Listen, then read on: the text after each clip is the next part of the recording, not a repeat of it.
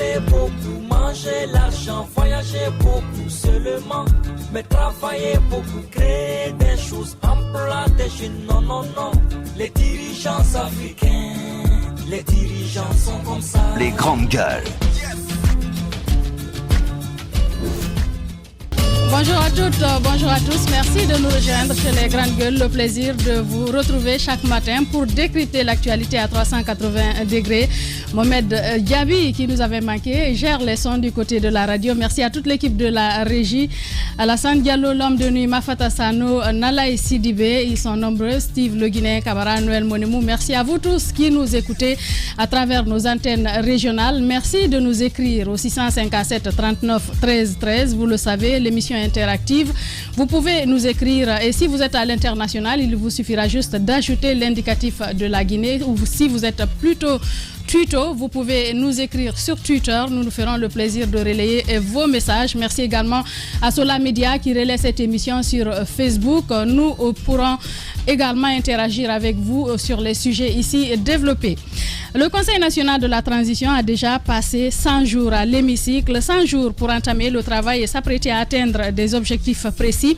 Les conseillers disent avoir pris contact avec les populations à la base et dans un rapport récemment présenté au Palais du Peuple, ils ont relayé ce qu'ils appellent leurs préoccupations. La période a été aussi marquée par l'adoption de la durée de la transition absolue au sein de la classe politique. Cette démarche est diversement appréciée.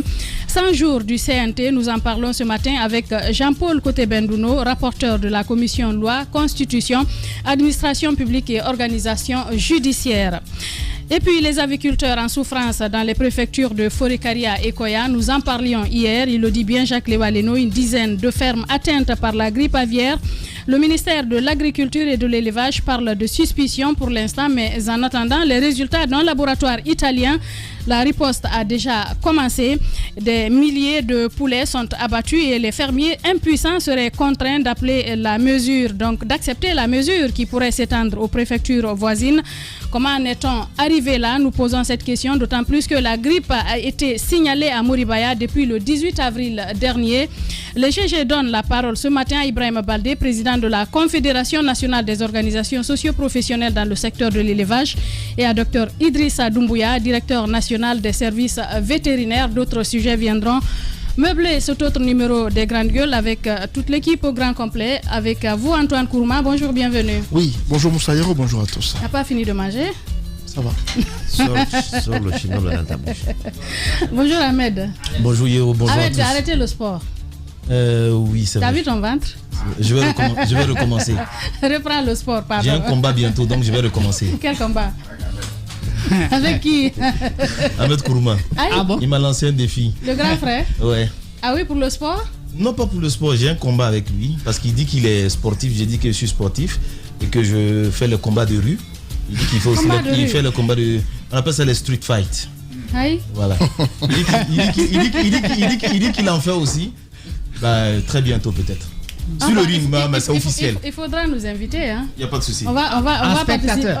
Oui, bien sûr. Jacques fait bien de le préciser parce qu'avec son physique. Les grandes gueules. Jacques, bonjour. Bonjour madame, bonjour bienvenue. à tous. Bienvenue, merci. Ah, son physique là? Ah, moi je peux devant pas. Un boxeur, devant un fighter. Je peux pas être acteur quand même. Oui, mais on appelle ça colonie Fassa. Petit marteau casse-gros caillou. Daouda, bonjour, bienvenue. Bonjour Djadja, bonjour. Mais Jacques peut bien être un bon combattant de Sotoka. Il pourrait bien, mais là... il peut bien, là oui, là il peut non, bien. là il peut Sotoka, pas. Il peut bien. Parce qu'il t'a dit qu'il peut pas. Donc pardon, faut pas le mettre dedans. On parle avec l'actualité. Le gouvernement a zéré Corée les annonces du PM sur le carburant, Antoine. Oui, je pense que c'est un secret de polichinelle. On sait tous que à l'issue du Conseil des ministres de la semaine dernière, il a été annoncé que le gouvernement tiendrait ses prochains conseils des ministres et interministériels du côté de Nzérékoré. Et depuis le week-end, la plupart ou l'ensemble des membres du gouvernement est à Nzérékoré. On a tous vu ces images de ministres dans la ville, faire des visites et parfois rencontrer des corporations, échanger avec des entités, tout cela. Et hier, il y a eu une rencontre avec l'armée. C'était lors de la montée des couleurs le matin. Le gouvernement s'est invité au camp Béanzin de Nzélé Koré où il y a eu des prises de parole d'abord du ministre de l'administration du territoire, de la défense d'abord, qui a pris la parole pour rappeler aux soldats leur mission et l'objectif de ce coup d'État. Et il a surtout fait des annonces surprenantes, c'est les tenues des militaires. Apparemment, l'amélioration des conditions de vie et de travail. Voilà, il a indiqué qu'il était assez désolant de voir des militaires habillés chacun à sa façon. Et il a même dit que je suis conscient que les tenues que vous portez, chacun de vous l'a acheté avec sa solde, ce qui n'est pas normal. Et donc l'annonce qu'il a faite, c'est que le colonel Doumbouya aurait acheté des tenues pour les militaires, c'est même à Conakry déjà, et que chacun d'eux aura 2 tenues. C'est une annonce qu'il a faite. Il a aussi annoncé qu'il y aura des actions pour l'amélioration de leurs conditions de vie. Parce que déjà, le solde a été augmenté, selon ce qu'il a dit. Et côté salaire, c'est fait. Même si le ravitaillement par rapport au sac de riz a été interrompu par le ministre de l'Agriculture pour des raisons qui n'ont pas clairement été indiquées. Mais... Au fait, on a mis ça sur le salaire parce que le ravitaillement, je crois, on leur donnait le sac à 40 000 ou 50 000 et alors que sur le marché ça coûte 300 000. Ce que les gens faisaient, c'est quoi? C'est qu'ils se cachaient derrière les militaires pour prendre ces sacs de riz donc à vil prix et le livrer encore sur le marché au même prix, au prix officiel. Donc les 300 et quelques mille. Je crois que c'est pour cela qu'ils ont stoppé au lieu que les militaires reçoivent le riz pour le vendre. On leur donne de l'argent et ils en font ce qu'ils veulent. Même si je pense que cette stratégie était la bonne parce que leur doter de sacs de riz, c'était important de le faire parce que ça aidait. Ils ont leur salaire. Non, que tu étais contre tout à l'heure. Vous n'avez pas compris. Je suis contre le fait qu'on supprime l'octroi de sacs de riz aux soldats parce que ça aide beaucoup les familles. Ils ne sont pas pleins. Ah non. Oui, non, beaucoup. Et si on remet sur le salaire? C'est la grande muette, madame So, ils ne peuvent pas en parler publiquement. Et si on remet sur le salaire? Beaucoup s'en plaignent. Non, mais si on remet sur le salaire? Vous imaginez un peu le montant que ça va faire, madame So? Parfois, les cadeaux, ces dons-là sont symboliques. Ça aide beaucoup dans les ménages. Lorsqu'un soldat prend 5 sacs de riz, 2 sacs de riz, lorsqu'on lui met cela sur le salaire, parfois ça ne leur arrive même pas de payer des sacs de riz. Mais est-ce que la gestion ne posait pas problème? Non, la gestion de son salaire, sur lequel on va revenir peut-être. C'est pas l'État de gérer son salaire pour lui. Est-ce que la gestion ne posait pas problème au niveau de la haute hiérarchie militaire? Je pense que l'interruption brusque de cette méthode, on aurait pu le faire autrement. Même si on reviendra là-dessus, on aurait pu revoir le nombre de sacs de riz par personne parce que parfois c'était prenait 10 sacs de riz en fonction du grade. On aurait pu le revoir. Maintenant, c'est un débat sur lequel on reviendra. Mais ce que je vais apporter comme précision. C'est un véritable débat, je pense qu'il faut se pencher là-dessus. Je pense que la solution n'est pas l'argent. On ne peut pas donner la solution n'est pas l'argent. Oui, c'était pas grade. En fonction des grades. Les généraux qui avaient 10 sacs de riz. C'est selon les critères en leur sein. On ne peut pas donner le même sac de riz, le même nombre de sacs de riz à un caporal-chef et le même à un officier supérieur, c'est pas possible. Il y a des critères en leur sein qui faisaient que les soldats avaient des sacs de riz. Mais c'est là dit en passant. Parlons il y a eu la sortie hier du ministre de la décentralisation qui est revenu un peu sur le contexte que nous traversons par rapport à tout ce qui se dit sur la durée de la transition, à ces mésententes avec la classe politique. Certes, il a annoncé que on a décliné le calendrier ou la durée de la transition, mais il a aussi annoncé qu'il y aura bientôt un dialogue avec la classe politique qui n'est pas d'accord avec, afin de s'entendre sur les points de désaccord. C'est l'une des communications qu'il a faites hier, qui montre, si bien sûr la volonté hier, qui montre qu'il n'y a pas de... Il n'y a pas de fermeture par rapport à la demande faite par la classe politique. Si le ministre annonce que dans les jours à venir, ils vont avoir des échanges avec la classe politique pour revenir un peu sur les points de désaccord, je me dis que c'est une avancée. Il y a au moins le discours qui a changé à leur niveau, même si à un moment donné, on avait l'impression qu'il y avait une sorte de mur qui avait été créé entre eux et cette classe politique. De l'autre côté, il y a le Premier ministre qui a tout de même pris la parole pour encore une fois revenir sur certaines choses que nous savions déjà, mais surtout il a rappelé le contexte économique.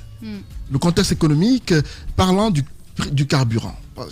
Il a dit par exemple que le carburant que nous recevons en Guinée, il est donné à la Guinée à 15 000 francs guinéens. L'État le donne à la population à 10 000. Les 5 000, c'est l'État qui le supporte.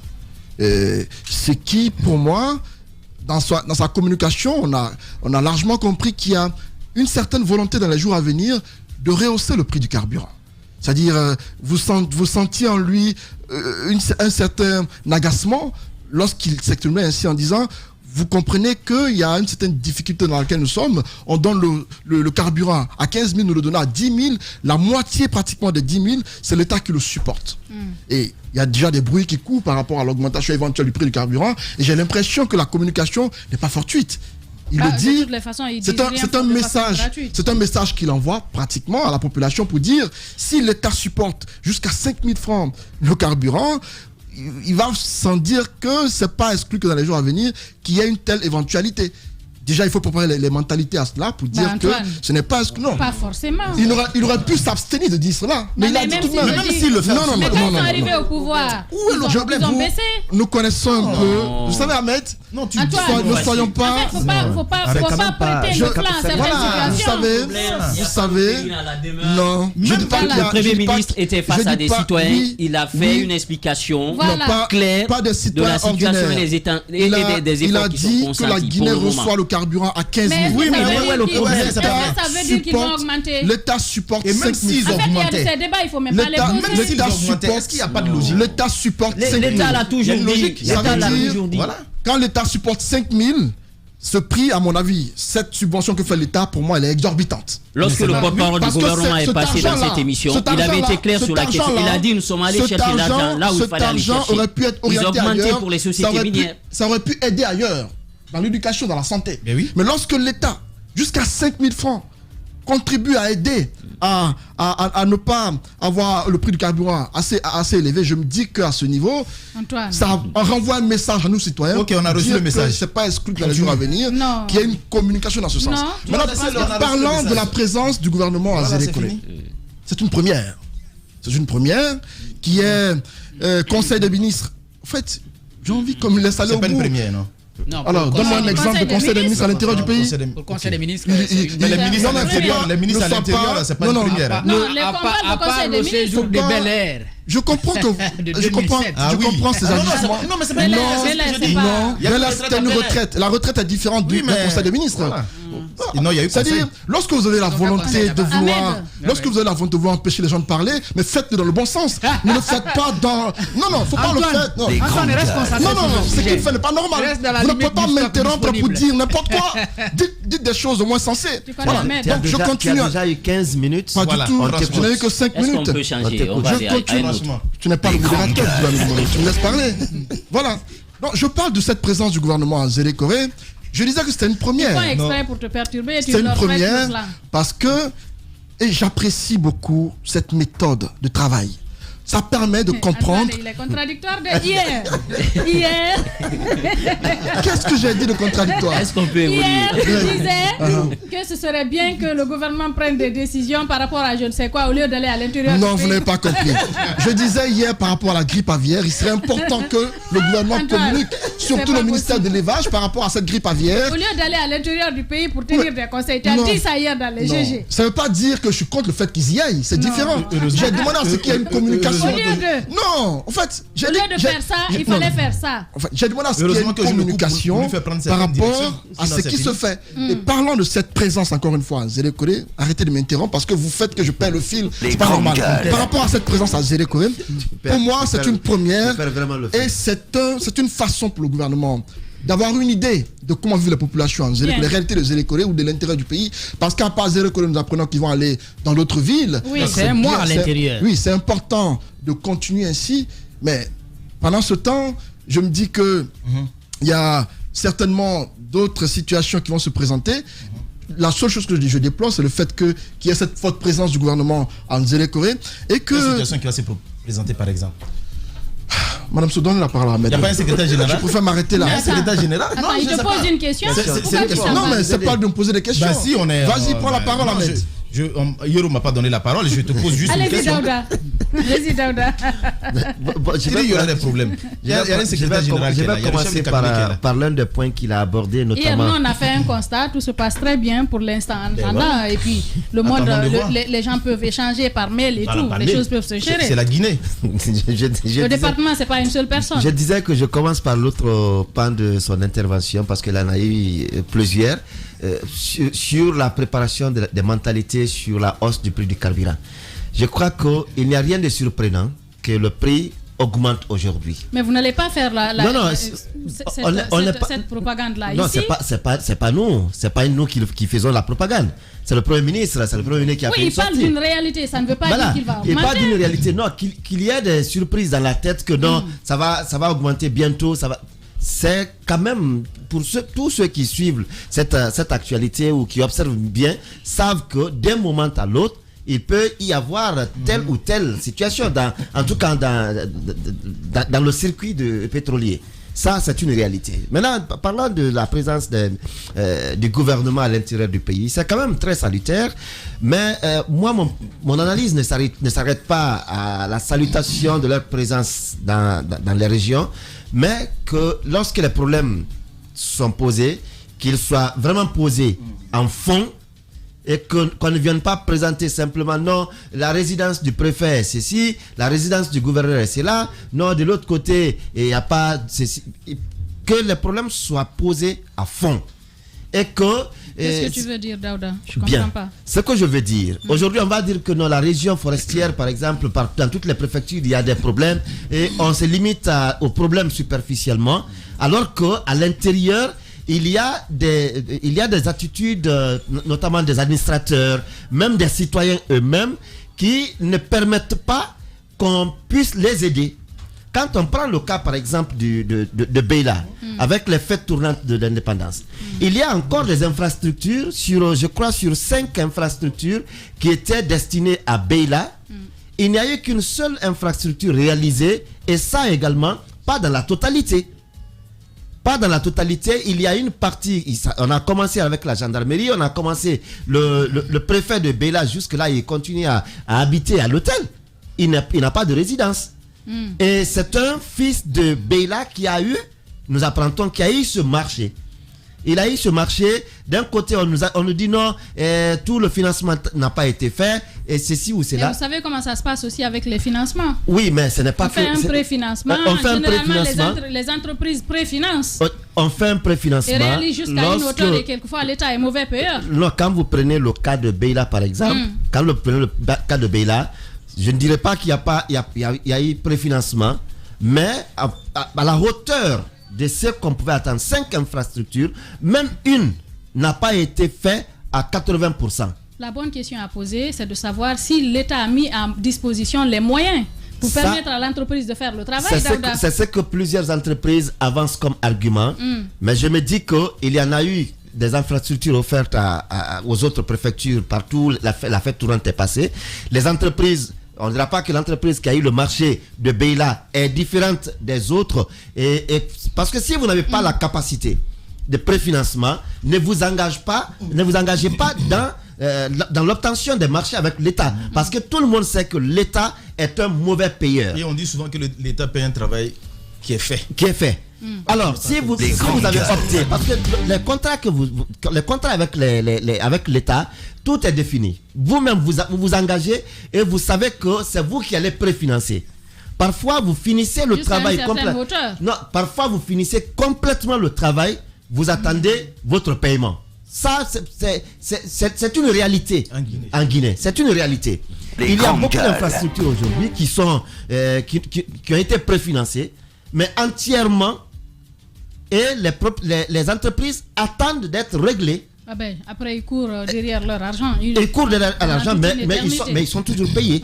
C'est pourquoi on dit l'État est un mauvais payeur, mais il s'acquitte toujours. Lorsque il vous doit, il vous paye. Mais lorsque vous vous engagez, vous n'avez pas la capacité de préfinancement, ça veut dire que vous avez arnaqué l'État. Comment ça? Vous n'avez pas fait le travail qu'il fallait. C'est pour cela que l'État aussi doit s'assurer. C'est de l'arnaque. C'est pour cela qu'il faut faire un appel d'offres ouvert. Recruter des entreprises. La capacité financière. La capacité financière des entreprises avant de leur donner le marché. Alors, c'est là-bas le problème. Voilà. C'est pourquoi je dis qu'on ne se limite pas aujourd'hui au diagnostic des problèmes de façon superficielle, mais qu'on sache les réelles difficultés ou les réelles causes de certaines comment on appelle ça, de certaines localités ou même du retard de l'exécution de certains chantiers. Parce que aujourd'hui, tout se dit, chacun, comme vous le dites maintenant, non, l'État était mauvais payeur, l'État ne paye pas, l'État ne fait pas cela.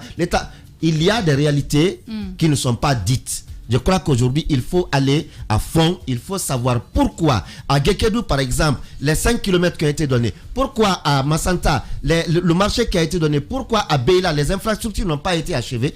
Tous ces problèmes doivent être aujourd'hui posés, mais de façon profonde, pour qu'on sache entre l'État et les entreprises qui sont responsables du retard des travaux. Bien, allez-y Ahmed sur la question. Écoutez, les ministres à l'intérieur du pays, je ne suis pas du tout contre, mais cette formule-là, je souhaite qu'il y ait beaucoup plus d'explications pour qu'on nous dise ce sera quoi la touche particulière, le fait de laisser des ministres pendant tout un mois à l'intérieur du pays. Pour moi, j'aurais proposé quoi? Ils vont faire le conseil qu'ils ont à faire dans une ville ou dans une région.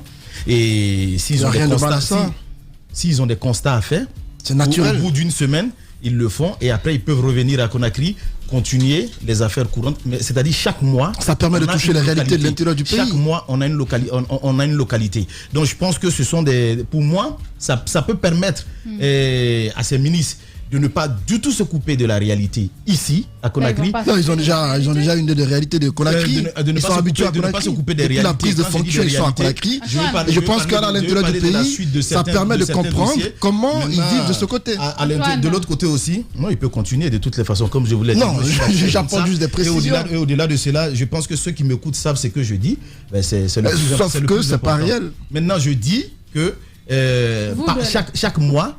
La prochaine fois, Ahmed est par là, tu es de l'autre côté. Vous allez ça sur la même ligne. Chaque mois, on a une localité où on peut y aller pour une semaine. Oui. Et le reste des 3 semaines, on les fait à Conakry. Ça ne veut pas dire que c'est Conakry, mais je suis désolé. C'est la capitale, si on peut le dire ainsi. La capitale politique ne joue pas pleinement son rôle. Donc c'est devenu la capitale économique et la capitale politique. Donc parfois, on n'a pas le choix. C'est en tout cas la proposition que moi... j'aurais faite. Mais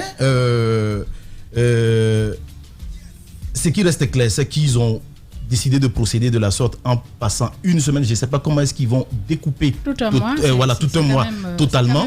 Mais ça leur revient. Mais ça nous amène à quoi? C'est que ce que Daouda disait, c'est important. J'espère que ce ne sera pas une promenade de santé. Voilà, de santé. C'est bien d'aller à l'intérieur du pays, mais s'il faut aller à l'intérieur du pays et venir répliquer ce qu'on a souvent vu ici, je pense que ça ne sert absolument à rien. Et quand on va et qu'on prend note, il faut les résoudre. Parce que il y a plein de chantiers. Il y a plein de chantiers qui sont en train de s'effectuer en ce moment. Ce sont des chantiers qui existaient déjà. Mais pourquoi est-ce que ces chantiers-là dormaient? Pourquoi se sont-ils arrêtés? Oui. Pourquoi se sont-ils arrêtés? Pourquoi est-ce que Doumbouya vient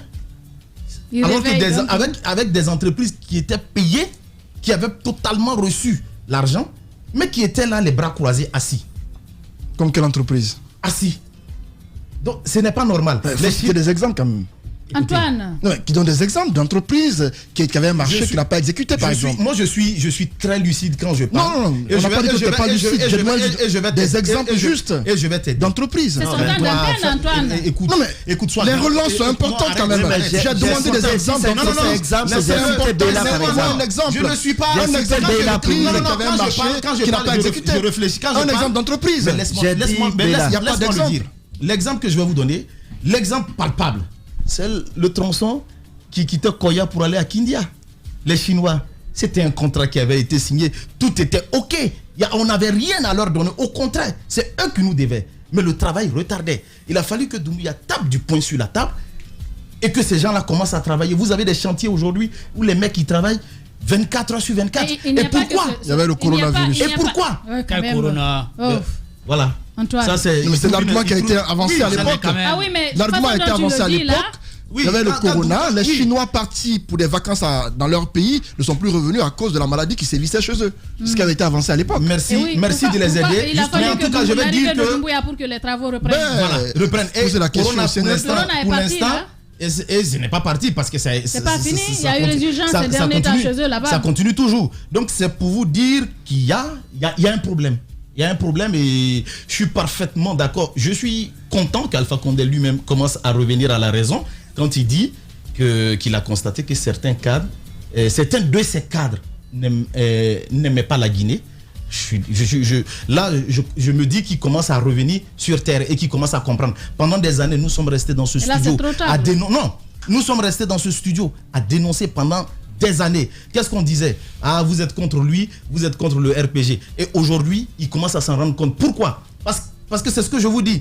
Beaucoup de projets aujourd'hui sont en train d'être inaugurés ou d'être lancés. Ce sont des projets qui avaient été financés. Mais malheureusement, pourquoi ça n'a jamais vu le jour? Parce que c'est vrai aussi, quand ce projet existe, il ne faut pas oublier que même de par la manie de certains cadres, on retarde, il y a des avenants, il y a ceci, il y a cela, et tout ça contribuait à pomper l'économie nationale. Donc je pense aujourd'hui que c'est pas mauvais de toutes les façons s'ils sont là-bas, s'ils peuvent venir avec tous ces trucs-là et savoir exactement tout ce qui devait être fait là-bas, tous ces projets qui ont été financés, qui n'ont jamais été exécutés, et prendre eux-mêmes à bras le corps ces différents problèmes qu'ils vont avoir dans les différents départements. Je pense que ça pourrait aider la Guinée, mais pour l'instant, quand on voit certains ministres, ça laisse à désirer. Il y a d'autres qui se moquent carrément de nous et ça ne devrait pas continuer ainsi. Quand je prends la question de l'électricité en Guinée, on reviendra là-dessus, mais ce n'est pas que nous n'avons pas l'électricité. Ces barrages que nous avons là ont de l'énergie, ils ne savent pas ce qu'ils vont faire avec. Parce que EDG n'arrive pas à exploiter convenablement cette capacité que nous avons dans nos barrages. Il y a des capacités qui dorment là-bas. Il y a des capacités qui dorment, ce n'est pas normal. Et dès qu'il y a des intempéries, on voit qu'il y a des coupures, il y a ceci et cela, et on se moque des populations, on nous dit, non, s'il y a un arbre qui a fait ceci, qui a fait cela. Mais non, ça ne devrait pas se faire. Rien que pour ça, un ministre peut être dégommé. Parce que ces arbres-là, il y a de l'argent qui est payé chaque année pour les couper afin de ne pas obstruer la circulation de l'énergie. Les cornières que vous voyez qui transportent le courant, il y a de la poussière qui se met en dessus. Ces cornières-là, il y a de l'argent qui est payé pour souffler, pour nettoyer. Mais ils ne le font pas. Vous savez quoi? Ils croisent les bras, ils s'asseyent, ils attendent la première pluie. Quand la première pluie tombe, ils sont contents parce que cet argent, c'est fini. Ils ne vont plus l'exploiter. Et c'est ce qui fait que parfois, on a des perturbations d'énergie et ce n'est pas normal. Mais on reviendra là-dessus. Des grandes gueules. Sur le même sujet. Oui, sur le même sujet. D'abord, pour Alpha Condé Ahmed, il a toujours dénoncé. Il a toujours dénoncé ses cadres, il dénonçait la corruption, il dénonçait l'immobilisme. Il y a certains qui ne se bougeaient pas. Souvent, il a dénoncé. Ce qu'il a manqué, c'est la décision. Il n'a jamais décidé, il n'a jamais sanctionné. C'est pourquoi il a continué avec ses ministres jusqu'à la fin. Maintenant, par rapport à la tournée, d'emblée, moi, j'ai dit que c'est une bonne initiative de partir à l'intérieur du pays. Au-delà du conseil des ministres qu'on pourrait y faire, qu'on puisse faire le constat. Même si, moi, je me dis déjà qu'on connaît nos problèmes, que nous connaissons nos problèmes. Le fait qu'ils viennent prendre contact avec les populations, cela peut être apprécié. Mais moi, je vois le problème autrement. C'est comme si on se disait, prenons un petit congé. Il y a beaucoup de tensions dans la sphère politique. On s'en va à l'intérieur du pays, prendre contact avec les populations. Eux, au moins, ils vont nous écouter. Donc, je pense que c'est la démarche. Donc, on commence en Zéro-Corée, on va remonter vers Farana, Kankan, et puis revenir vers les régions de la Basse-Côte. C'est comme ça que je perçois tout ceci, parce qu'encore une fois, ce n'est pas les visites là qui vont régler le problème, c'est lorsqu'ils auront la volonté. Parce que voyez-vous qu'il y a, au même moment qu'ils sont à l'intérieur du pays, des crises dans certains secteurs qu'est-ce qu'on y fait? Je crois que c'est en ce moment qu'ils seront plus utiles, pas seulement en allant au contact des populations. Je voudrais revenir sur les deux éléments que Antoine a évoqués. Non, il en a suffisamment souligné, mais je vais évoquer la question du riz. Moi, j'ai bien compris l'explication du ministre délégué à la Défense. Lorsque vous donnez le riz à un colonel, par exemple, de l'armée, qui a 10 sacs, qui a peut-être une famille de 5 personnes, 10 personnes, ils ne vont pas manger 10 sacs. Qu'est-ce qu'ils vont faire? Ils vont vendre. Et les soupçons qu'on a pu entendre, parce que j'avais présenté un dossier ici, où il y a que une importante quantité de riz qui est souvent envoyée vers l'armée. Vous voyez des officiers qui renoncent et qui passent directement le marché avec des opérateurs économiques. Justement. Ces riz-là se retrouvent, n'est-ce pas, sur le marché. C'est-à-dire le gouvernement dépense de l'argent pour acheter le riz à des prix exorbitants à l'étranger.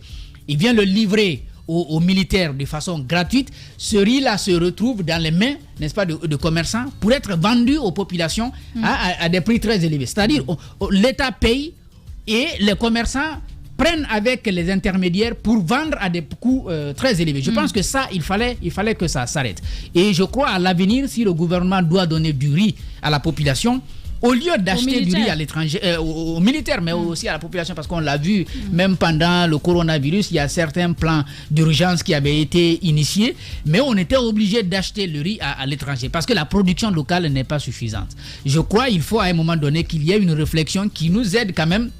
Par exemple, pour les militaires, il y a le génie agricole. Au lieu que ce soit l'État qui achète pour eux, on met le génie agricole en activité, au moins pour la question de la nourriture de l'armée, que cela soit réglé en ce moment. Il y a des terres, il n'y a pas de guerre, nous ne sommes pas en période de guerre, vous n'allez pas me dire que les militaires sont très occupés. On peut étoffer l'équipe du génie agricole pour que ces gens-là ils soient déployés à l'intérieur du pays pour faire de l'agriculture. Je pense que ça, c'est quelque chose de très intéressant qu'il faut envisager. Vous appréciez cette décision, mais sans penser aux conséquences. Il n'y a pas de conséquences. On met l'argent sur leur salaire. Certains militaires qui ne sont pas forcément à Conakry, qui sont au fin fond de la Guinée. Attendez. Ces militaires-là, parfois... On leur donne le prix du riz. Non. En fait, je ne vous comprends pas. Ça profite plus à un camp, à une catégorie donnée. Oui. Il ne faudrait pas qu'à cause d'une entité, d'une minorité, qu'on sanctionne tout le monde. Mais parce que quand on met l'argent du riz sur ton salaire, tu ne peux pas l'argent de ton salaire. De vous à moi, ces sacs de riz, comparé à l'argent, pour moi, ces sacs de riz-là contribuent largement pour ces militaires à nourrir leur famille. Sauf que le sens qui était donné à la chose était finalement détérioré parce que pas certain. Oui, par la majorité, parce que c'est une importante quantité qui se retrouve. On aurait pu revoir alors la méthode, le nombre de sacs de riz qu'on donne aux militaires, on aurait pu revoir ça à la baisse par exemple pour éviter qu'il y ait parfois certains qui les détournent. Franchement, je veux parler de tout. Mais c'est du pareil au même. Je veux parler de tout dans ce studio. Même la gestion de ton salaire. Même les boîtes de sardines qu'on envoyait par si tu ne peux pas gérer ton salaire. Même les boîtes de sardines. J'ai rien à dire. Avant, on envoyait des boîtes de sardines aux frontières aux militaires. Tout ça a été supprimé. Parce que ces militaires, quelque chose nous a rappelé parfois pour nous poser le problème. Ils nous ont dit qu'on est aux frontières, on est oublié. Parce que l'État, avant, nous envoyait de la nourriture, tout a été arrêté. On leur donne alors que c'est de l'argent. Mais Jacques, l'argent comparé à ce matériel-là, pour moi, il faut penser à une solution. Il faut penser à une solution pérenne. On peut augmenter leur salaire et maintenir. Il faut pas voir l'immédiat. Ça les aide beaucoup. Moi, je pense, j'aurais bien aimé t'écouter ce matin lorsque tu me disais, on va faire en sorte que l'argent qu'on déploie à l'étranger pour avoir le riz pour les militaires, que cela soit redistribué ici à l'interne, par exemple auprès des agriculteurs. Et puis même cette qualité de riz, est-ce que c'est ce que tout le monde aime aussi? Il y a certains militaires qui prennent le choix. Ils ne mangent même pas ça. Ils vont échanger les sacs de riz qu'ils prennent, le riz importé là, pour aller échanger contre soit le riz local ou alors le Bangladesh qui est beaucoup consommé actuellement dans notre pays. Donc, moi, je pense que c'est une bonne mesure, mais il faut penser à une solution pérenne pour quand même nourrir les militaires, à une solution agricole en tout cas. Bien. Maintenant, pour le pétrole, je pense que ça a été une mesure populiste au début, lorsqu'on est venu, qu'on a pensé, bon, pour contenter la population, on va aller contre la mesure prise par l'ancien gouvernement. À l'époque, nous étions tous contents parce qu'on est passé de 11 000 à 10 000. Mais si aujourd'hui ils commencent à en parler, même s'ils ne nous disent pas qu'ils vont augmenter, mais ça veut dire que le gouvernement en souffre. Ils sont en train de nous parler de leur bonne foi, c'est tout. Non, ça veut dire qu'il en souffre. Sinon, il aurait dû se taire. Alors justement, sur la question du carburant, le porte-parole du gouvernement, Ousmane Gawal, avait dit à l'époque, nous sommes conscients de ce que nous avons fait. On est allé chercher là où il fallait aller chercher l'argent. Ils ont baissé pour la population, ils ont augmenté pour les riches. C'est-à-dire les sociétés minières qui payent aujourd'hui, je crois, c'est autour de 15 000 francs le litre. Donc, ce manque à gagner au niveau de la population, ces subventions de 5 000, ils vont le récupérer avec ces sociétés minières qui opèrent dans le pays. Donc, je ne pense pas qu'un problème se pose à ce niveau. Maintenant, lorsque ça aussi, parce que le prix du pétrole aussi sur le marché international, puisque nous importons, forcément, quand ça change de ce côté, dans certains pays maintenant, c'est devenu automatique. Dès que ça change, c'est au niveau de la pompe que ça change. Vous venez de trouver que ça change. Dans la journée, il peut y avoir des changements plusieurs fois. Mais c'est que l'État introduit ce qu'on appelle le principe de la flexibilité des prix. Lorsque le prix baisse, ils baissent. Lorsqu'ils augmentent, ils augmentent. Sauf qu'en Guinée, malheureusement, sous Alpha Condé, lorsqu'on augmentait les prix, et même si ça baissait sur le marché, ça ne baissait pas ici. Ça ne baissait pas sur le plan local. Donc, c'est ce qui faisait souvent, il y avait des conséquences un peu sur le pouvoir d'achat des citoyens. Maintenant, au-delà du carburant, la sortie d'Alpha Condé, il a toujours fait, il jette le discrédit sur ses ministres. Mais il faut se poser la question, qui les a choisis, qui les a nommés? À un moment donné, on a toujours dit que l'erreur qu'Alpha Condé a eu à commettre, c'était le choix des hommes. Parce que les gens qu'il a choisis de 2010 jusqu'à ce qu'il a quitté le pouvoir, ce n'était pas forcément sur la compétence. C'est quelquefois les mêmes personnes qui critiquaient sous le régime Lansana Conté. Donc, c'est des choix parfois qui sont portés sur l'aspect politique. Ils regardent qu'est-ce que vous pouvez engranger qu'on voit lors des élections, dans votre zone, dans votre préfecture, et vous choisissez en fonction de ça. Vous ne devez pas à votre promotion, à votre compétence forcément, mais plutôt à votre militantisme. Et malheureusement, il a été rattrapé par cela. Il a toujours dit le poisson pourri par la tête. Je pense qu'aujourd'hui, la seule personne qu'on a à blâmer ici, c'est pas ses ministres. C'est d'abord Alpha Condé, parce que c'était lui le chef d'équipe. Sur le déplacement des ministres, moi, je me dis que c'est une initiative qu'il faut saluer. C'est une initiative qu'il faut saluer. Et ça vient à un moment donné. On a vu aussi la ministre Paula Prissemou échanger avec des journalistes. Oui, tout à fait. Chaque département. Notamment de la convention collective parler de la subvention. Les conditions dans lesquelles ils travaillent en forêt. Chaque département, par exemple, sectoriel, par exemple, la ministre de l'enseignement supérieur, elle a fait un déplacement au niveau de l'université. Et la ministre de l'environnement. De l'environnement également. Donc, il y a des directions qui sont dans ces zones-là, des directions de l'éducation, de l'environnement et tout. Donc, il y a quand même cette possibilité de travailler avec les services décentralisés, déconcentrés, pour pouvoir voir sur le terrain quels sont les problèmes que les citoyens rencontrent. Maintenant, ça relance quand même le débat sur une chose. C'est que ce qu'il vient de faire là, ça prouve à suffisance qu'il y a du travail à faire au niveau de la décentralisation et de la déconcentration. Ça veut dire que ces services que l'État a décentralisés ne fonctionnent pas bien, parce que dans un État normal, tout un gouvernement ne peut pas aller à l'intérieur du pays sur une période d'un mois, sachant quand même qu'il y a des affaires qui attendent. On est dans une transition et l'heure est importante, et partir pour un mois, je pense que certains peuvent voir cela comme une manœuvre dilatoire, mais moi, j'estime que c'est salutaire, parce que ça va les permettre de se confronter aux réalités, mais à un moment donné, pourvu que ça change quelque chose, qu'il y ait un impact. Et n'oubliez pas aussi que ça vient à un moment où le président de la transition a compris que la démolition des maisons à l'intérieur du pays n'a pas fait que des heureux. Des citoyens vraiment étaient montés au créneau pour exprimer leur colère vis-à-vis de cette décision-là. Je pense que ça aussi, ça va les permettre de calmer les esprits et de pouvoir expliquer mieux la démarche qui sous-tend un peu cette action qui consiste à récupérer les biens de l'État. Calmer les esprits, ça va reprendre après la saison Oui, des ça va pluies, reprendre, mais sauf que cette fois-ci, ils ont décidé de mettre en place une commission. Comme ça, il y a eu des propositions que des religieux, des sages ont fait pour dire, si vous venez récupérer, il faut quand même faire une commission en place pour que toutes les sensibilités sur les trous, pour éviter de toucher là où il ne faut pas toucher. Parce que n'oubliez pas que l'État, il le fait au nom du peuple de Guinée, cette récupération des biens, mais chaque fois que l'État prend une action, il faut intégrer ce qu'on appelle l'aspect humain et l'aspect social. Parce que si vous n'intégrez pas l'aspect humain, l'aspect social, ça va être le retour à l'envoyeur. Et je finis en disant ceci, pour la forêt, c'est bon de parler des routes, c'est bon de parler de l'énergie, mais il faut surtout parler de ce qui s'est passé à Zérekoré.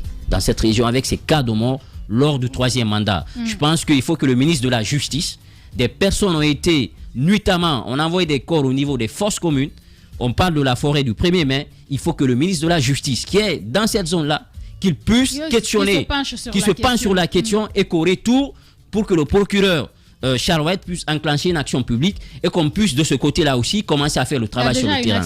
Oui, il y a une action qui est enclenchée, mais ça peut accélérer encore davantage les choses parce que de ce côté, les citoyens continuent à clamer, à demander la justice, à demander de la justice. Je pense que c'est l'occasion rêvée pour que le président, certainement, qui va faire un déplacement, parce que j'apprends le jeudi, il y aura le conseil des ministres, et ça peut quand même permettre à ce que chaque département puisse poser devant le président les problèmes qu'ils ont trouvés dans cette zone. Est-ce qu'il va vraiment partir? C'est la grosse question. Ça peut se faire par visioconférence, certainement. Ce que je propose. Il sera à son bureau, il va communiquer avec ses cadres, comme le faisait Alpha Condé lors des campagnes électorales, parce qu'il a fait une campagne high-tech. De son bureau, il faisait une communication avec la population. Ce qu'il faut dire, lors de la dernière conférence, du dernier conseil des ministres, on n'a pas assez évoqué. Notre confrère Babila de Inquisiteur avait révélé dans son média, le président avait piqué une crise de colère. Selon ce que nous apprenons, il a clairement dit qu'il a été trahi, que des ministres sont incompétents, que quelques-uns l'auraient trahi.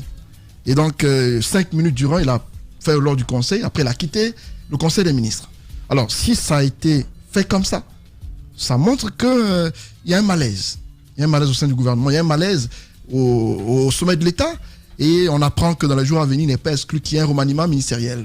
Des ministres qui n'ont pas répondu aux attentes du président, du Premier ministre, seront débarqués dans les jours à venir. Il y a eu cette évaluation qui a été faite de la plupart des ministres. Nos informations nous révèlent que la plupart n'ont pas eu la moyenne. La plupart ont été en dessous de 5 sur 10 les points qui étaient attribués. Oui, quelques-uns ont eu 1 et puis 0. On apprend que s'il y avait moins, quelques-uns auraient eu moins.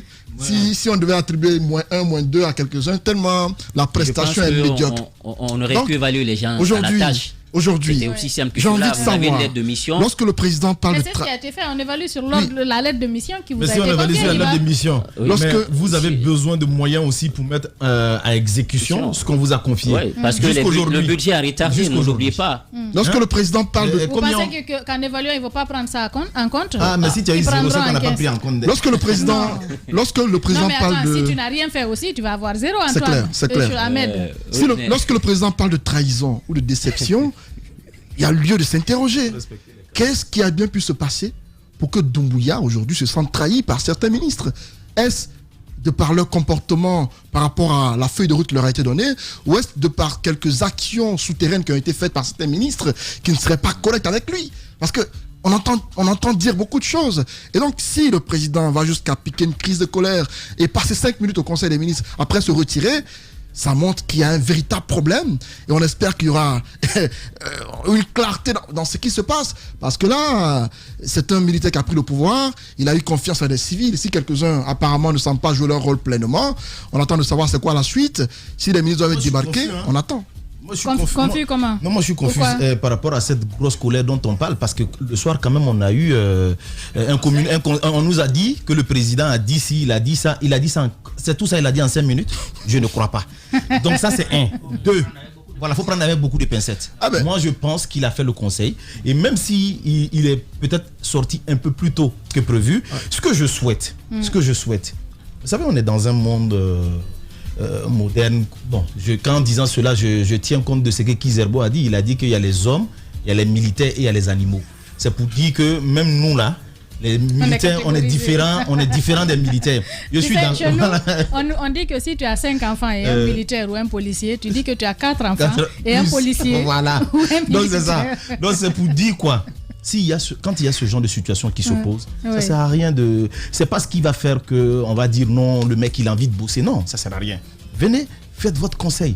Dites ce que vous avez à dire et vous avez la pleine... vous avez le plein pouvoir de changer qui vous voulez et quand vous voulez. En tout cas, si la personne ne répond pas au... Donc, je ne pense... Si en tout cas, et il y a eu cette colère. Je ne pense, il ne faut pas frustrer aussi. Vous savez, il y a le bagage intellectuel, mais aussi il y a les compétences personnelles à pouvoir manager un département. Ça ne fait pas d'eux des personnes qui n'ont pas cette compétence forcément, mais le milieu, ils n'arrivent pas peut-être à s'adapter au milieu. Il faut les comprendre. Ils sont peut-être mieux ailleurs, où on pourrait peut-être les orienter là-bas. Voilà, donc je ne pense pas. Parfois, ils venaient en conseil. Mais le message qu'on voit, c'est comme si on disait non, ils sont nuls, ils sont ceci. Alors, ils sont venus, on sait, beaucoup viennent avec des compétences. Donc, je pense qu'il faut aller doucement. Évitons, je l'ai toujours dit, on aime trop humilier les cadres dans ce pays. Il faut qu'on arrête. C'est pourquoi il y a des gens à qui on a fait appel dans ce pays depuis des années pour travailler, mais ils ont refusé parce qu'ils ne veulent pas. La réponse a été toujours quoi?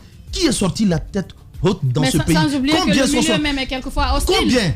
Oui, vous venez dans un milieu hostile, vous trouvez des gens qui pensent que vous êtes venus changer les choses et puis ils vous mettent les bâtons dans les roues. Mais voilà, mais alors peut-être que ces ministres même ont eu à faire des remarques concernant la gestion pour qu'ils aient plus de facilité à pouvoir gérer. Est-ce qu'ils ont forcément même été écoutés aussi? Est-ce qu'ils ont été écoutés? Il y a tout ça. Allez-y, Daouda. Il y a quand même des éléments. Pas que je cautionne ou je donne du crédit à ce qui a été dit sur les motivations de cette colère du président Doumbouya, mais quand même il y a des réalités qui crèvent les yeux. On a aujourd'hui ceux qui sont arrivés qui, certes, ils n'ont jamais été ministres, il n'y a pas d'école où on sort ministre, mais il y a aussi des résultats qu'on attend. Si vous estimez par exemple que vous n'êtes pas rentré en position du budget qui vous permette de travailler, il y a des projets qui vous sont confiés, mais il y a aussi des manières de réclamation de tout cela. On a vu quand même quand Doumbouya est arrivé, il y a eu des mois où certaines structures n'avaient pas accès à 1 franc de leur budget. Tout a été fermé. Voilà, la période de tout a été gelé. Et jusqu'à maintenant, il y a encore beaucoup de structures. Et allez savoir, quand la fin du mois arrive, comment les gens y fonctionnent. Parfois, on leur permet seulement de sortir les salaires. Le budget de fonctionnement, ça n'existe pas. On leur permet juste de sortir les salaires. Et on ne peut pas fermer le robinet des budgets et vouloir des miracles sur l'exécution des feuilles de route. Il faut permettre aux gens, avec le contrôle qui peut suivre, avec le contrôle qui peut suivre les audits et autres, mettez de l'argent à la disposition des départements, des structures pour leur exiger des résultats. Vous ne pouvez pas exiger des résultats sans moyens qui permettent d'aller à ces résultats. Ça, c'est impossible. Ok. Et vous savez, lorsque vous êtes ministre sous une transition, vous avez beaucoup de problèmes. D'abord, vous êtes talonné par le temps.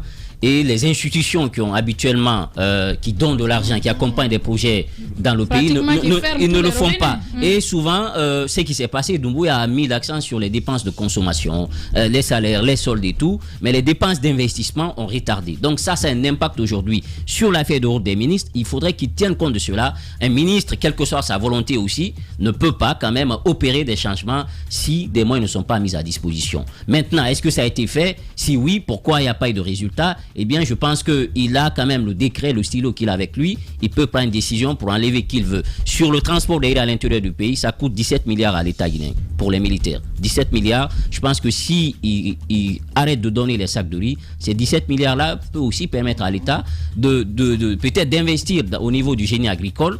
17 milliards, c'est quand même quelque chose pour pouvoir entreprendre. Voilà, c'est beaucoup d'argent. Ça les coûte 17 milliards, le transport du riz à l'intérieur pour les autres garnisons. Ça, c'est rien que le militaires. Sans oublier l'achat et tout ça. Donc, c'est beaucoup d'argent. C'est un manque à gagner pour l'État.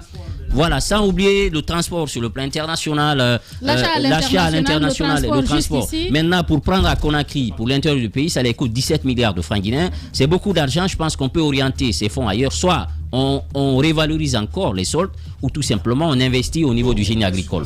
C'est à toi d'acheter ton riz. On met sur ton salaire, tu vas acheter ton riz. Ça va nous permettre d'économiser ce transport-là. Bien. C'est aussi simple que ça. Bien, voilà ce qu'on pouvait essentiellement dire pour la première partie. Dans un instant, nous nous retrouvons juste 10 minutes pour la suite des Grandes Gueules sur Espace TV. véritable success story de la radio Espace Guinée, les Grandes Gueules, détentrices des meilleurs scores radio en Guinée, de la meilleure émission talk show, a donné le créneau horaire du départ au bureau et du retour à la maison, récoltant depuis des années consécutives le titre d'émission la plus écoutée en Guinée, toutes catégories confondues. Un grand total de plus de 5 millions d'auditeurs ont été fidèles au talk show Les GG, diffusé jour après jour sur toutes les stations du réseau Adafo Média de 9h à 10h30, un exploit qui restera longtemps dans les annales de la bande FM en Guinée.